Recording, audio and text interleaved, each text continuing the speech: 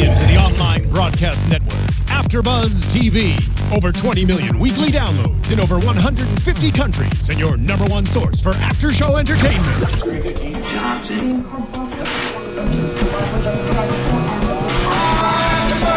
AFTERBUZZ TV, the destination for TV superfans. Producing aftershows for over 300 of your favorite TV shows. Interviewing celebrities and showrunners. And bringing you behind-the-scenes exclusives. All thanks to E! Entertainment's Maria Menounos, producer Kevin Undergaro, and internet leader Akamai. Now, let the buzz begin! Creepy, I like it. Hi there, thank you for tuning in to Madam Secretary Season 1, Episode 9, So It Goes. I'm Sterling Case, and tonight we have April Whisenhant. Hey guys. Tonight and every other night. Yes. Welcome to the panel. Thank you. Okay, so let's just jump right into it. So we have two main things going on this episode. We have the investigation that Bess, Henry, and Isabel are kind of launching. So we're finally getting deeper into the plane crash mystery that we've been. That we now know was for sure on purpose. I feel like obviously they've been hinting at it the entire season, but this episode was like 100% proof. We now know that it was absolutely on purpose. Yeah, so for the first eight episodes, it's kind of just been a topic that is in the background. We haven't gotten a lot of information on it, so I'm so happy finally episode 9 is it. We can know what's happening. So we have that going on this episode, and then we also have a little bit more of Nadine's personal life. She's kind of re-entering the dating scene and the whole situation. But it's very much, this episode is very much surrounded by Marsh's plane crash, Marsh's relationship with people in the office, and kind of how his term was going, because he obviously had ambitions for running for president. So, but let's just talk about it. Let's get in. So we start off the episode with a flashback to when Marsh was in office, when he was Secretary of State, and we see him having a pretty, it seems, secretive conversation with Matt. We don't really know what it's about, but it's can we keep this between us? But later we find out that it's probably about those speeches that he was having Matt write for him to kind of have in his pocket in case he decides to run for president. Right. Little all the while did he know that Matt was being sort of like a secret agent spy for Russell for the president. Yeah, so let's talk about that. What did you think about Russell kind of being behind the whole situation with Matt spying on Marsh, and now he's asking him to spy on Bess? Right.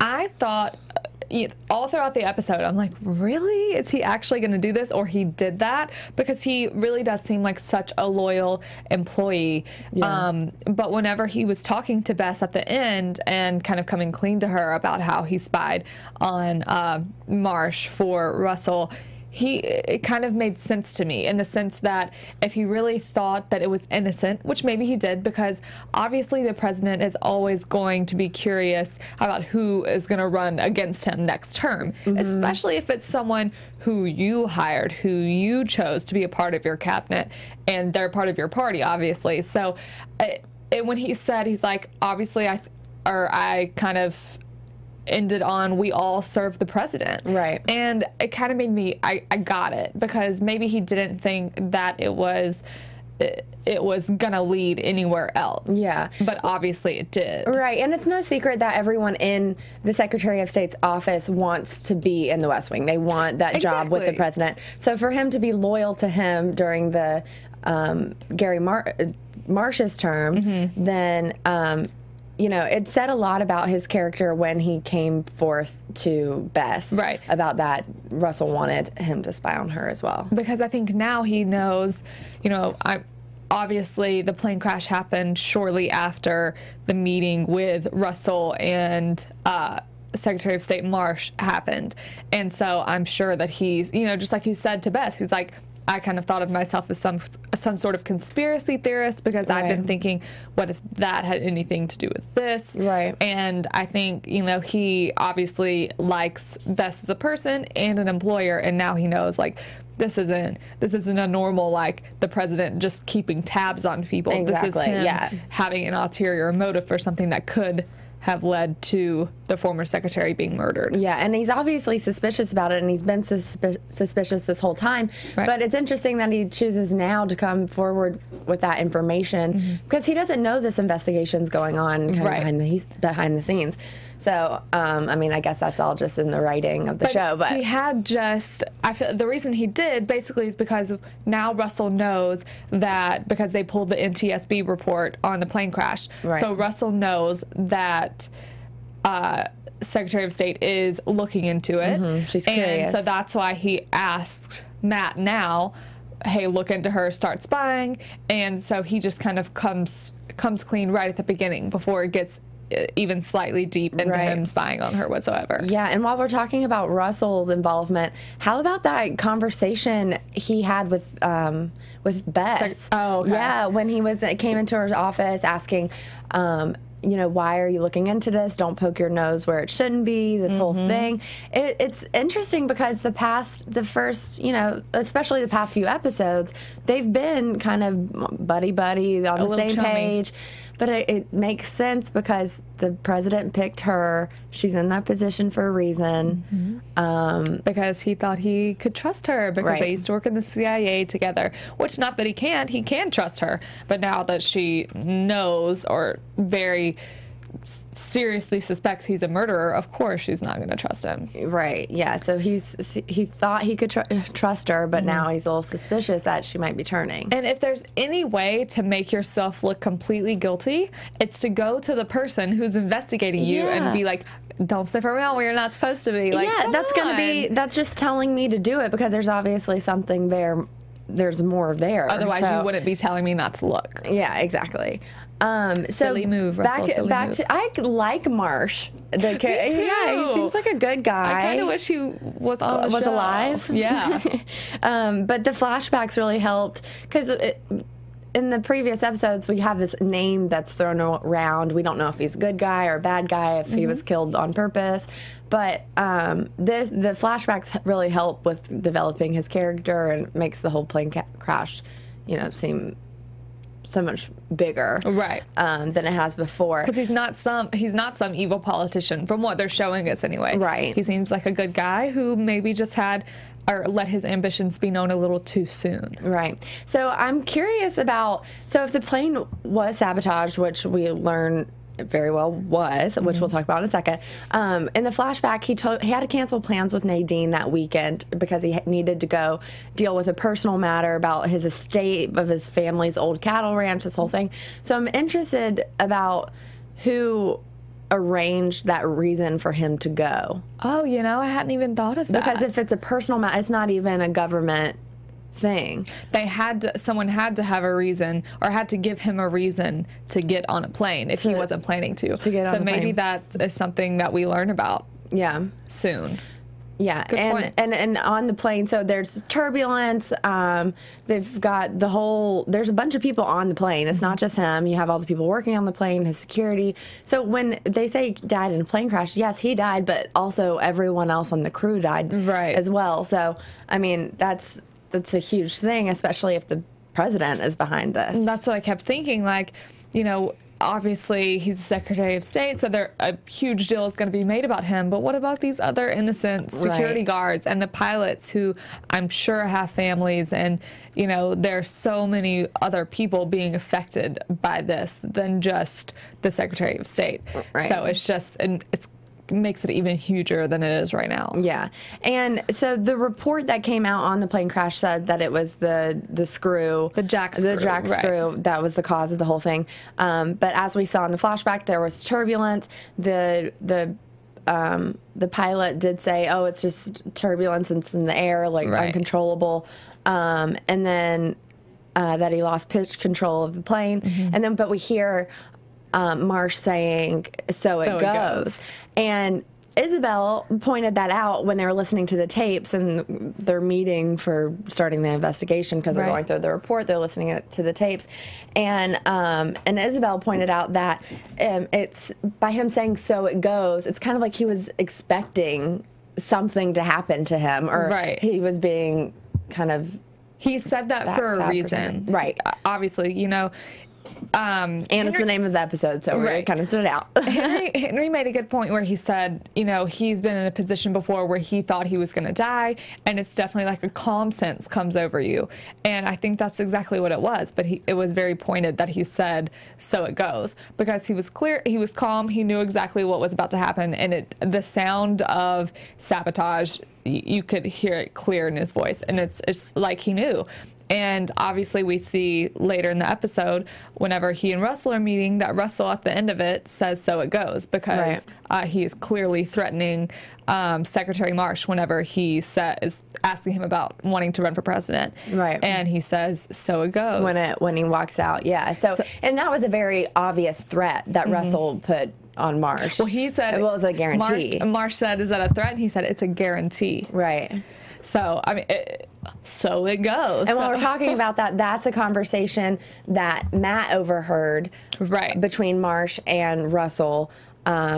And when he's talking to Bess later, saying what he heard and the whole thing, and that stood out to Bess because she hears it in the tape that Marsh says, and now she's hearing it again. That's Russell said it, so it's connecting the dots there. But back to the investigation with Elizabeth, Henry, and Isabel. Yes. So they narrowed it down to 5 maintenance workers who had access to the plane, who had the security clearance that could be, if it was sabotage, it would be one of these 5. Right. Which narrows it down a lot compared to no one, you know? It's not, there's a very small window there of potential people. It could be just because of the high level of security they have. But obviously it wasn't them. Right. So, well, it wasn't one of them. It wasn't one of them. So the guy, let's talk about John. Learn more that, you know, they think that there was turbulence, but then they learn, what if it wasn't turbulence? What if it was something else that was causing the pilot to think that it was turbulence? Right. Well, like another area of the plane that has been affected that puts pressure on the jack screw. A lot of technicalities that we don't really need to get into. But so it turns out that it's not the jack screw. It's something else that was manipulated to make it seem like it was the jack screw. Right. Well, it's something, in order for the jack screw to fail, something has to put pressure on it, which severe, if a jack screw is already broken, they tell us severe turbulence could do that. Right. But after they discover that it's not one of the 5 guys that they originally thought it would be, that had the only 5 guys that would have the access or knowledge to this jack screw part, that's when Henry kind of comes up with, maybe it's not just him, or maybe it's not just those 5, even though it was, he was the one who suggested it in the first place. Right. And that's kind of how they stumble upon Mr. Castellano. Yeah, so Isabel finds out that this John Castellano person, who's a field technician, had access to the plane, and that he had $500,000 deposited into an offshore bank account the day before the crash. Right. So hello, red flags. And that was it. Okay, so I wrote it down because I wanted to be like clear about exactly what happened. In order to cause pressure in a place where no one would notice, you had to remove the tailplate and strip the stabilizer screw, which would have caused the tailplate to break off, which would have caused the shaking, which would have caused the jack screw to, you know, just completely fail in the plane to crash. And that's what the Israeli ambassador, Dory, was telling Secretary of State about the Dubai crash. That was very similar to the crash that Secretary of State Marsh died. Yes, the same situation. It was blamed on the jack screw, and it was included in the report for Marsh's plane crash on purpose to compare them, see this is what happened here and this is what happened here. It's all the same thing. Case closed. We don't need to look into it further.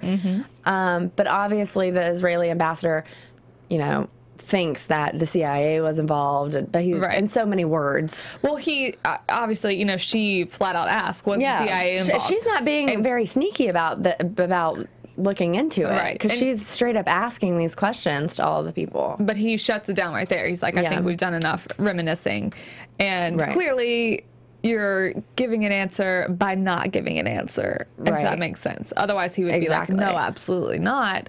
But by him saying end of conversation, that basically is saying that the CIA was involved. And because President Dalton, not president at the time, worked for the CIA at the time of the Dubai crash. That's so important too. Right. That's how he would know how to ultimately sabotage one of the planes, or the plane like that. He knows how to get away with it. How to get away with murder. How to get away with murder. Because if he was in the CIA at the time of that Dubai crash and therefore had something to do with it, and now he's the president and knows exactly how to crash this plane. Right.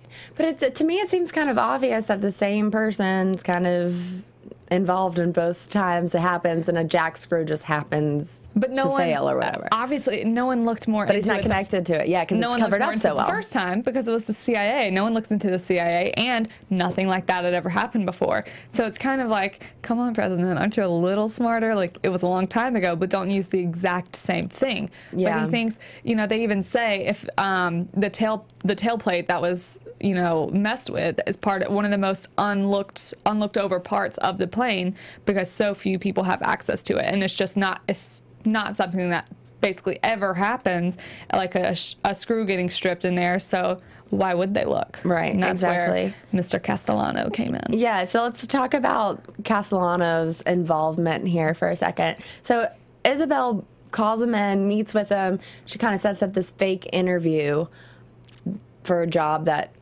doesn't exist. Doesn't exist. I don't know. So they meet for coffee or whatever, and then she takes him to the hotel where it's all set up for a meeting with the boss. With the boss. Who is doing a little sneaky action at the soccer game, a little switcheroo. I loved that soccer game scene because she's being a supportive parent. Obviously, because she wants to be there, and it's so risky for her to just be out in public. You know, they have to just think about all the different security measures, and the head of security for her is very protective because like he said, he's already lost one secretary of state. He doesn't want to lose another, and he takes it no excuses, takes it very personally. I like him. I like Fred. Yeah, but he arranged it so that she could be at the game at least for half of it, and she leaves to go talk to this John Castellano person, and he explains that he was behind it. Well, that he didn't really have a chance to deny it because the look on his face said it all. And he says that he was contacted through a phone call, but it was one of the machines that blocks, you know, an altered voice. Like an altered voice. Right. About giving him instructions about what to do on this plane. They emailed him a specific way to do it. And he says he wasn't really sure like how it would affect the plane, but obviously he had some idea. I mean, if you're messing with this, you're stripping a screw, you know what is most likely going to happen. Yeah. Well, the crazy part is that with these instructions, they obviously said they would pay him, but they were threatening his 4-year-old daughter and his family, and they sent him a video of his daughter at preschool with the red target on her, which, I mean, can you imagine, like, that you would do anything in that moment to protect your family? And so he really didn't have a choice here. Exactly. And they said if he breathed a word of it to anyone, they would kill his entire family. Right. And he said the money just appeared in his account, and he didn't even touch it. And he hasn't touched it. So that's interesting too, that he hasn't even used the money. But it's a classic. Let me force you to do this, and I'll kill your whole family. Right. Because he's not thinking of the greater consequence. He's just thinking, I don't want my child or my entire family to be killed. I mean, who's to say what anyone would do in that situation? Obviously, he doesn't know how many people or if any people will be ultimately affected by it. So, I mean, I don't know. I'm glad that Secretary obviously, you know, let it be known that this is very wrong what he did, but it's like, also, I'll protect you, because not that he's innocent, but he almost is somewhat of an innocent bystander in it. And if the CIA is behind this, which looking that way, and the president's behind this, then he really had no one to turn to. Not that he knew that at the time, but if he went to the government or went to, you know, whoever, guess what? It would have been it would have been covered up anyway. So he really was nothing in a jam there. So she gets the truth out of him. And so now it's just, okay, well, who is his voice? Who are these people who put him up to it? And she has promised to protect him and his family, you know, as fair as she can in the process. But he can't speak about it. He can't do anything to trigger any type of response or to let the to Contact make a signal, the person, right? Yeah, that something's going on, because obviously you want to go about business as normal so she can figure it out. But now she's kind of caught in this position where she's second-guessing her role as Secretary of State, why she's there, because she always had a great relationship with the president, even when he was her boss at the CIA. He always trusted her. She always looked up to him, and he is the one who put her in the seat that she's in now. And now she's wondering if that's because, you know, she's qualified, or if that's because he knows she will be loyal to him no matter what.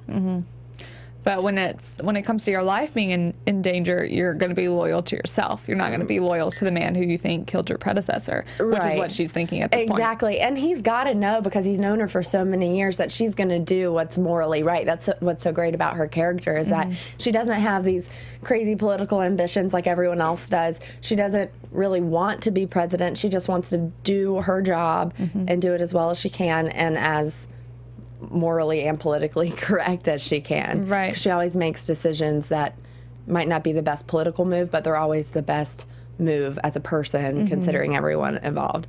So it's kind of where we leave off. She's walking into the not to the secretary room, the situation room. Right. And because the president has called her in and is filling her in on something in North Korea. And you can see the look on her face that she's just lost all trust with him. Oh, yeah. Because I think it's that moment when she walks in and actually sees him, because these ideas, these theories that she's kind of thinking of she thinks maybe they're conspiracy. She's probably thinking she's crazy for even thinking they're true. They've definitely been just theories up until this episode. Yeah. When now we learn absolutely. We still don't know 100% who, but we know absolutely it was not an accident that Secretary Marsh's plane went down. Right. And when she sees him in the situation room at the end, you can see on her face that she knows now that he's the one behind it. But I wonder, you know, it's kind of interesting to me that all the signs are pointing to him and Russell that have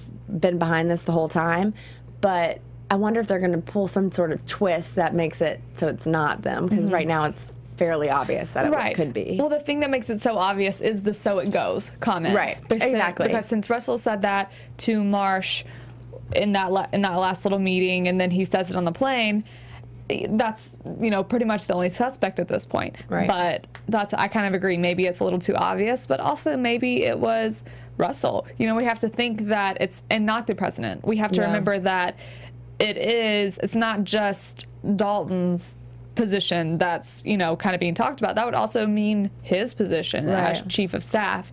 And I feel like Dalton is a little bit more morally sound than Russell seems to be. I don't doubt that Russell wouldn't go to he would go to so many extremes to defend the president and to work. You know, he's probably done a lot of things that the president doesn't necessarily approve of or even know about. Right. But I do think that if Russell's involved, it's because it's for a greater picture of something that the president wants. I feel like he does everything for the president. He's very loyal, and he's willing to go to any extreme to prove that. But so that pretty much wraps up the investigation. So I guess from here, so now we go to really try to figure out who is behind this, which we kind of know that now. But what steps is she going to take? Because not only, you know, her safety is at risk here, her family safety, her job. You know, if he killed one Secretary of State, she very well may kill her. Exactly. So it's just it's crazy because she has to be very careful about where she goes from here. Definitely. So I think this was my favorite episode of the season so far. For sure, my favorite episode. We saw a different side of Matt that I really liked. And it was just, it actually, like, I was on the edge of my seat at times being like, what the heck? We got some, like, real information. It wasn't just a bunch of, like, confusing, non-important, random stuff. It was something that was, like, important for the country. And they've been hinting at this whole plane crash situation and how it was kind of sketchy the whole season. So it was nice to finally get some answers or some more details about what really happened. Yeah. And let's talk about Nadine for a second. She had a little moment there with Glenn, who was the administrator for NASA, who had come in. We don't really need to get in the details of that, because the whole point of him being there was to flirt because Nadine had the affair with Marsh. She was very much in love with him, which you can still tell that she is still when she looks at his picture, and it's always reminiscing on times together with him. And so she hasn't really moved on from the whole Marsh thing, especially losing him in such a tragic way. And I have a feeling she's not going to be moving on anytime soon if more is made of this situation, because it's just going to bring it all back up again. Right, exactly. But Glenn wanted to take her to lunch, and then he sends her flowers for dinner. So it seems like she's going to get back into the dating scene. And you could see that Madam Secretary really wanted her to take time for herself, and she said, you deserve to be happy, blah blah. And I like seeing a more personal side of Nadine, because she's always so strictly business. I do too, and I hope she ends up going with him, because she does have to eventually move on. Sadly, Marsh is no longer there, so you know, it's never an easy thing to make that leap, but I hope that she does it, because he seems like a legit guy. I mean, he's the freaking head of NASA, so it's not like he's some, you know, Joe Schmo on the street. He's in the same biz, kind of. Yeah. And the other character is Blake, still such a cutie. He's such a cutie. Always providing the comic relief. And I like Matt so much more now after this episode. I like Daisy less, and Daisy, I don't know. I think maybe we're supposed to. Yeah. But this episode definitely did a lot for Matt. I agree completely. I think we're definitely probably not supposed to like Daisy very much. If we are, then, I mean, apparently very crazy. But I liked Matt's little, like, she's very sneaky but morally goodness. She's very just worried about her relationship with Matt all the time. Yeah. You know? Like, and it's like, I wish she cared more about her job. And also she obviously cares because she's always stressing about it. Right. But she complains a lot about, when she gets an assignment, she just immediately complains. I feel like that's not. Like, you're in a huge position, a position that 1,000 people would die to be in. So let's, like, take some initiative. Yeah. here. Well, maybe we'll learn more about her. And maybe we learned more about Matt tonight. We didn't like him before, and now just, oh, how the tide is a turning. But I really just don't want the relationship to be I hope that's anymore. a thing of the past. I love how, the last thing I really have to say about the episode is I love how involved Henry is in the investigation. Me too. Because he is a huge asset to them, because he knows all about the planes. He really is the brains behind everything that they concluded. You know, the technicians and the crazy theories and just throwing it out there. So he's very smart. He's very helpful. And he does have an important role in it, because it affects him. Yeah. Because Elizabeth's safety is at risk, and that means his safety is at risk, and their whole family. Exactly. So I really liked his involvement in the investigation. I think it's important because it's not just one of those things where it's a mission where they can't tell each other about. Right. This is something that is very personal for her, and that has a lot to do with him, because his life is in danger as well. So I'm glad that she's sharing this with him and not keeping him in the dark. And basically he's kind of what led them to finding out what it is. Right. Or who did it. Yeah. So, I mean, he's definitely huge in this investigation. Yeah. Well, and usually she can't tell him what's going on with her job, because it is a part of her job. Right. This she's doing off the clock. Right. And no one can really find out about it, because that would ruin the whole thing. Exactly. So yeah, that pretty much wraps up this episode. Yeah. Oh, well, should we get into little predictions? Yeah. Almost forgot about those little guys. And now, I don't know what I think your AFTERBUZZ TV prediction. I wanted to predict something really crazy, like Marsh is still alive and he's going to come forward and do the whole thing. I kind of did too. But I really don't think that's an actual thing that will happen. I think it could be. Maybe he's just like, just like the plane that landed on the Hudson. Maybe they landed, even though. But where has he been all this time, if that's the case? In hiding? We probably sound really crazy right now saying that Marsh is still alive. Hey, you know what? Madam Secretary thought she sounded crazy, thinking that it was, you know, a sabotage. And yeah. Look at her now.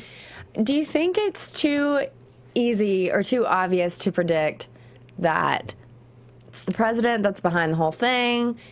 He was involved in the Dubai crash. He was involved in March's crash because he didn't want him to run against him in the election. First of all, I just want to say, seems quite rash to kill someone in a plane crash because they want to run against you in an election. Like, right. It's a little crazy. I definitely agree with it. I think it is probably too obvious, but maybe the part of it being so obvious is that that's not even going to be the bigger part of the season. That the biggest part of the season is going to be all about where she goes next and what her next steps are to the president exactly. and that sort of thing.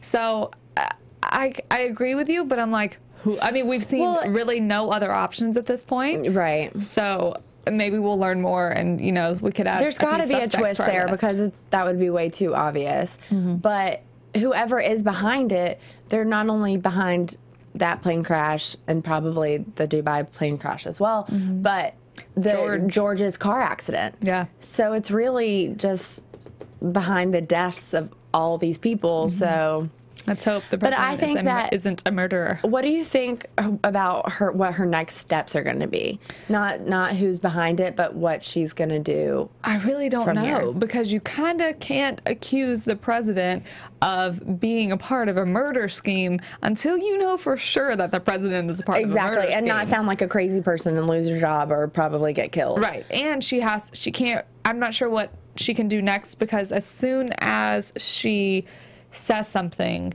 then we see Castellano, the guy, the fuel technician, I mean, pretty much his whole family is going to be like kaput if they find out. So she's got to be really wary and really careful about where she goes next. And I'm really not sure where she goes next. What do you think? Well, I think that her character is so honest and so morally grounded that whenever she does find out the truth, that she will reveal that truth. Who do you go to, I bet that she'll end up as president. I think so too. Because she's fourth in line. If the president's behind it, obviously he'll get arrested. And then maybe the vice president's in on it. And I don't know. I have a feeling maybe that show's going to change to Madam President. Like Veep, kind of. Yeah, maybe. That would be interesting. Kind of like House of Cards, except she's good. Exactly. And he's going up because he's deceiving everyone, but she's going up because she's actually being a good person. Right. But you know, how often does that happen? So we shall see. I know. It never happens. I know. Poor little thing. All right. Well, thank you guys for tuning in. Please follow AfterBuzz on Twitter and Instagram and all of the social media platforms. Go on iTunes, rate and review us. And we enjoy reading your YouTube comments and tweet us what you think of this episode and any of your predictions you may have. April, where can the people find you on social media? Y'all can find me on Twitter and Instagram at April Whisenhant. And you can find me on Twitter and Instagram at Sterling Cates. Thank you guys so much for tuning in, and we will see you next week. Bye. From executive producers Maria Menounos, Kevin Undergaro, Phil Svitek, and the entire AfterBuzz TV staff, we would like to thank you for listening to the AfterBuzz TV network. To watch or listen to other after shows and post comments or questions, be sure to visit AfterBuzzTV.com. I'm Sir Richard Wentworth, and this has been a presentation of AfterBuzz TV. Buzz. See you later. The views expressed herein are those of the hosts only and do not necessarily reflect the views of AfterBuzz TV or its owners or principals.